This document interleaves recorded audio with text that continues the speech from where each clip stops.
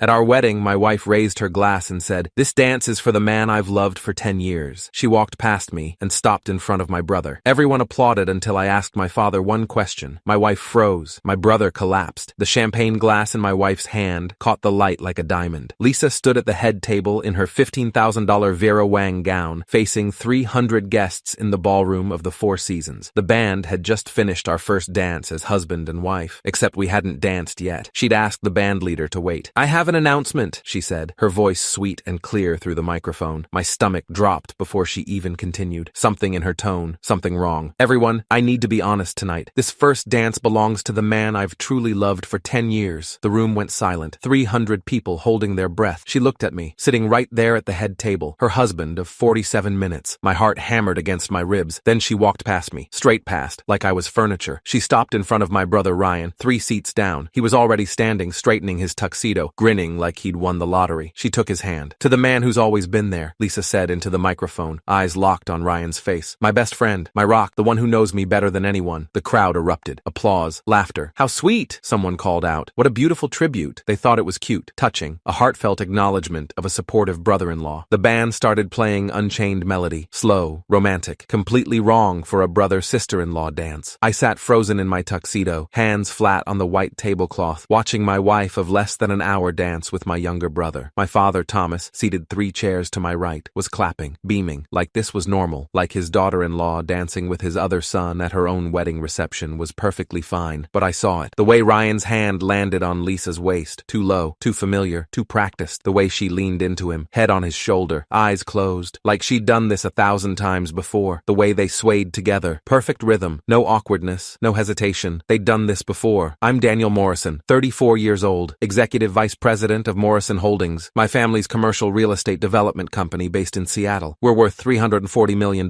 My father built the company from nothing over 40 years. I've worked there since I graduated from Wharton 12 years ago. Ryan is 29, 5 years younger, VP of Business Development, charming, gregarious, everyone's favorite, dad's pride and joy. And Lisa Chen, my wife of 47 minutes, was the daughter of David Chen, founder and CEO of Chen Industries, a manufacturing conglomerate worth $280 million. 3 months ago, Dad had called me into his office. Corner office, 40th floor, view of Elliott Bay, his power room. "You're marrying Lisa Chen," he'd said, not asked, told. "What?" "David Chen and I have been negotiating a merger for 18 months. Morrison Holdings and Chen Industries. Combined company worth over $600 million, but David has conditions. Conditions. His daughter marries into the Morrison family, creates a dynasty, ensures both families stay invested in the success of the merged entity. It's how these things work, Daniel." "Dad, I barely know Lisa. You've met her twice." "Exactly. At corporate events where we exchanged maybe 10 words. You'll get to know her. Date for a few months, get engaged, have a nice wedding. This saves both companies. The merger depends on family unity." David's insisting on it. I'd stared at him. "This is insane. People don't do arranged marriages anymore. This is 2023, not this is business, Daniel. You're the oldest son. You're the heir. This is what's required. What if I say no?" Dad's expression had gone cold. "Then Ryan becomes heir, and you can find another company to work for." I'd grown up in that company, spent 12 years building it, knew every deal, every property, every investor relationship. I couldn't walk away, so I'd said yes. Lisa and I had started dating in July. Dinner twice a week, always at nice restaurants, always polite conversation. She was beautiful, elegant, poised, perfect posture, but distant, like she was performing a role. I'd asked her once, "Do you want this marriage?" "It's what our fathers arranged," she'd said. "I'm dutiful daughter. You're the dutiful son. We'll make it work." We got engaged in September. Dad threw an engagement party for 200 people. Lisa smiled for photos, showed off her ring, 3-carat diamond, $47,000. I'd let Dad pick it out. The wedding was scheduled for December 15th, fast timeline. Dad wanted the merger finalized by year end. Ryan had volunteered to help with wedding planning. "You're swamped with work," he'd said at a family dinner in October. "Let me handle the wedding stuff. Venues, catering, flowers. I'll coordinate with Lisa. You just show up on the day." "That's a lot to ask," I'd said. "We're brothers. That's what family does." I'd been grateful. Weddings were complicated, and I had 3 major development deals closing before December. So Ryan took over. And now, watching them dance, I realized what I'd missed. The late-night planning sessions that Ryan mentioned. We're finalizing the menu. We're reviewing the seating chart. We're picking songs. Always we. Always late. Always after I'd gone to bed. The way Ryan always had her coffee order memorized. Oat milk latte, extra hot, light foam. He'd bring it to her during our family dinners. The weekend trip to Napa in November to visit potential venues. I'd been at a conference in San Diego. They'd gone alone. The hushed phone calls that ended abruptly when I walked into rooms. The inside jokes I didn't understand. hand. The way Lisa's face lit up when Ryan entered a room. The way it went neutral when she looked at me. I'd told myself it was nothing. They were planning my wedding. They spent time together. Of course, they'd develop a friendly rapport, but this wasn't friendly. This was intimate. The dance ended. 300 people applauded. Lisa and Ryan separated slowly, reluctantly. She was crying. Happy tears, apparently. They walked back to the head table. Lisa sat down next to me, dabbed her eyes with a napkin. That was beautiful, someone called out. Dad raised his glass. To family, he toasted. Everyone drank. I stood up. The chair scraped loud against the floor. Conversations died. People turned. Dad, I said. My voice carried in the sudden silence. I have a question. The band stopped playing. 300 faces stared at me. Dad's smile faltered. Daniel, sit down. This isn't the time. Since Lisa just publicly declared her love for Ryan, I said clearly, letting the words hang in the air. Are you going to tell everyone here how much of Morrison Holdings you secretly signed over to them last week? The silence was absolute. Nuclear. My father's face drained of color. Actually, drained. I watched it happen. Lisa's hand flew to her mouth. The napkin fluttered to the floor. Ryan stumbled backward, nearly knocking over his chair. What? David Chen, seated at a table near the front, stood up abruptly. His chair toppled. Thomas, what the hell is he talking about? Nothing, my father stammered. His hands were shaking. I'd never seen my father's hands shake. He's confused. Wedding stress. He doesn't know. 49%, I interrupted. I pulled out my phone, held it up high so everyone could see. Transferred to Ryan Morrison and Lisa Chen Morrison as joint owners. Dated December 8th, 1 week before our wedding. I'd pulled up the photo I'd taken 6 nights ago. Clear image of the stock transfer agreement. Dad's signature, Ryan's signature, Lisa's signature as Lisa Chen, because she hadn't been Lisa Morrison yet. The document that gave them controlling interest in Morrison Holdings the moment Lisa and I got married. The room exploded. Gasps, shouts, chairs scraping, voices overlapping. Let me see that. Is this real? Thomas, answer him. David Chen pushed through the crowd, shoved past his wife, past business partners, past board members from both companies. He grabbed my phone out of my hand, stared at the screen. His face turned purple. Actually, purple. You told me this was a partnership, he hissed at my father. You said your son, your eldest son, would run the merged company. Not that you were handing control to them. It's not. I can explain, Dad tried. He was on his feet now, hands up, defensive posture. Explain what? David's voice rose. That you lied to me? That this whole merger was a scheme to cut out Daniel and give everything to your other son and my daughter? David, listen. No, you listen. The deal was predicated on our children marrying and Daniel running the merged entity. That's what we agreed to. Lisa was sobbing, mascara running down her perfect makeup, but she wasn't denying anything, just crying. Ryan tried to speak. Dad, just let me. Shut up, Thomas snapped. He pointed at Ryan. Don't say a goddamn word. He turned to me, eyes wild.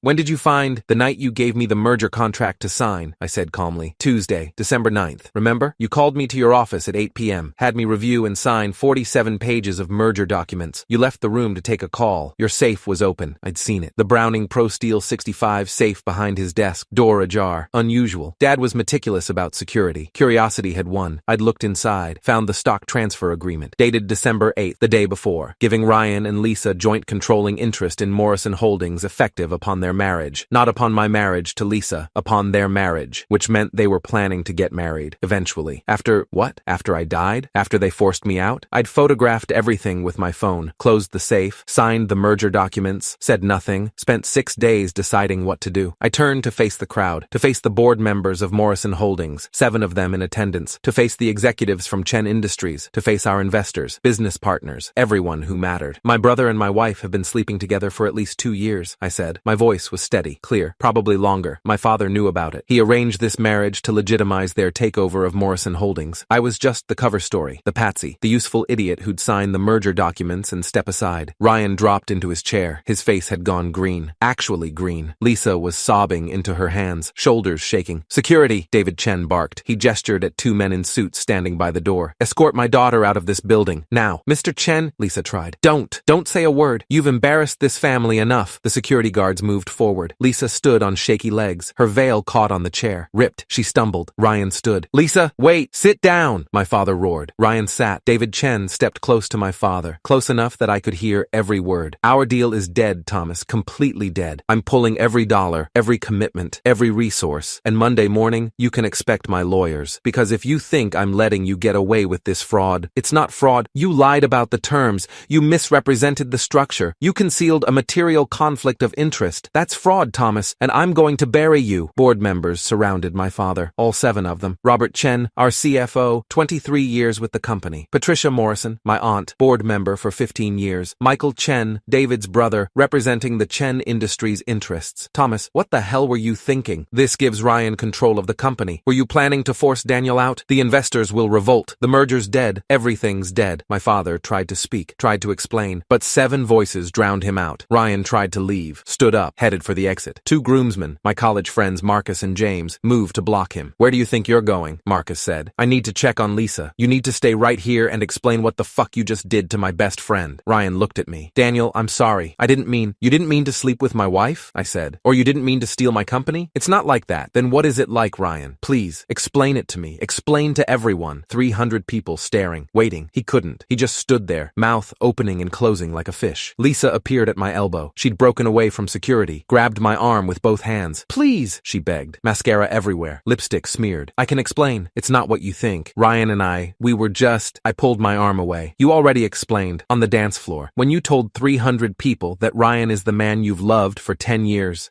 I didn't mean, you meant it. And honestly, I'm glad you did, because now everyone knows exactly who you are. I walked away from the head table, away from Lisa, away from Ryan, away from my father who was now arguing with David Chen and the board members and what looked like half the guest list. Marcus fell into step beside me. Holy shit, man, you just nuked your own wedding. It wasn't my wedding, I said. It was theirs. I was just the prop. What are you going to do? Leave. And then? Call my lawyer, contest the stock transfer, probably sue everyone, divorce Lisa, disinherit Ryan if I can figure out how. Jesus. We walked out of the Four Seasons ballroom. Behind us, I could hear shouting. My father's voice. David Chen's voice. Lisa crying. Ryan trying to explain something to someone. The lobby was quiet. Marble floors, chandeliers, Christmas decorations, because it was December 15th. I sat down on a velvet couch, pulled out my phone, called Jennifer Walsh, my personal attorney, partner at Morrison & Associates, different Morrison, no relation, 26 years practicing corporate and family law. She answered on the second ring. Daniel, aren't you supposed to be at your wedding? I am.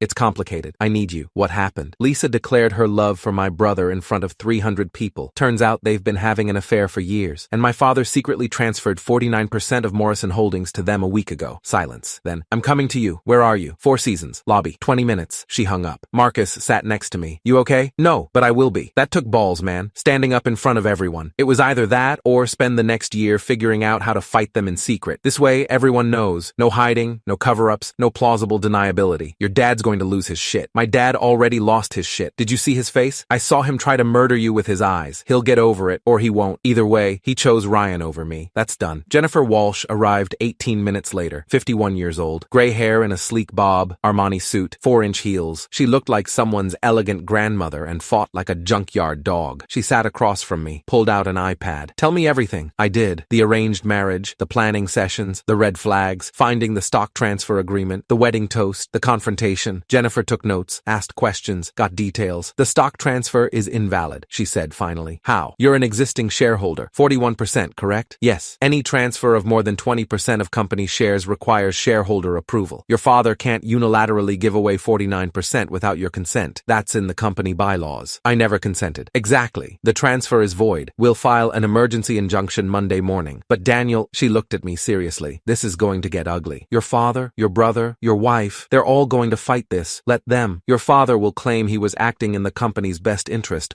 Ryan will claim he's a legitimate heir. Lisa, I don't know what Lisa will claim, but they'll come at you hard. I have the photos. I have witnesses to what Lisa said tonight. I have 300 people who saw her dance with Ryan like they'd been married for years. It helps, but this is about corporate control, family dynamics, succession. It's going to be complicated. Then complicate it. I want everything. Full investigation into the transfer, audit of all company finances, review of every decision my father has made in the past 5 years. Find out if there's more. You think there's more? I think my father has been planning this for a while. I want to know how long, and I want to know what else they've done. Jennifer made more notes. I'll file for emergency relief Monday, freeze all stock transfers, prevent any changes to corporate structure. We'll also file for divorce immediately. Lisa signed a prenup, correct? Yes, standard. She gets nothing if the marriage ends in the first year. Good. We'll enforce it. And Daniel, she paused. Are you sure about this? Once we start, there's no going back. You're essentially declaring war on your family. They declared war first. I'm just returning fire. She nodded. Then let's burn it all down. The dominoes fell fast. Monday morning, Jennifer filed emergency motions in King County Superior Court. Judge Patricia Morrison, no relation, granted a temporary restraining order preventing any transfer or sale of Morrison Holdings stock pending a hearing. My father received the papers at 9:47 a.m., called me 17 times. I didn't answer. Ryan left 11 voicemails, deleted without listening. Lisa's lawyer, Michael Chen, her uncle, called Jennifer, requested a meeting. Jennifer declined. You can respond to our divorce petition in writing. The board of Morrison Holdings held an emergency meeting Tuesday morning. My father was formally suspended as CEO pending investigation. Patricia Morrison, my aunt, was named interim CEO. She called me Tuesday afternoon. Daniel, I had no idea what Thomas was planning. None of us did. I believe you. He's claiming he was trying to ensure succession, that Ryan was better suited to run the company, that you were resistant to taking on leadership. That's bullshit. I've run half the company for 5 years. I know. The board knows. We're reviewing everything. Every decision Thomas has made for the past 3 years. We'll get to the bottom of this. Wednesday, the investigation found more. Ryan had been receiving unauthorized bonuses. $340,000 over 2 years. Approved by Dad. Not disclosed to the board. Lisa had been hired as a consultant to Morrison Holdings 8 months ago. $15,000 per month. For services never rendered. Also approved by Dad. Also not disclosed. My father had been funneling company money to them for years. Building their loyalty. Buying their cooperation. Thursday, David Chen called me. Daniel, I owe you an apology. For what? For pushing the merger. For agreeing to the marriage arrangement. I thought it was old-fashioned, but harmless. I didn't know Lisa and Ryan were involved. I didn't know Thomas was deceiving us both. Did you know Lisa didn't want to marry me? I knew she was resistant, but I hoped, she'd grow to care for you. She's my daughter. I want her to be happy. I thought this would make her happy. It didn't. I know, and I'm sorry. The merger is dead. The engagement is off, obviously. But I want you to know, you have my respect. What you did at that wedding took courage. Or stupidity. No, courage. You stood up to your father in front of everyone. You exposed the truth. That's not stupidity, that's integrity. Friday, Lisa called. I answered. Mistake. Daniel, please, we need to talk. We don't. I'm sorry, I'm so sorry. I never meant to hurt you. Ryan and I, it just happened. We didn't plan it. We fell in love, but I shouldn't have agreed to marry you. That was wrong. I see that now. You shouldn't have stolen money from my company.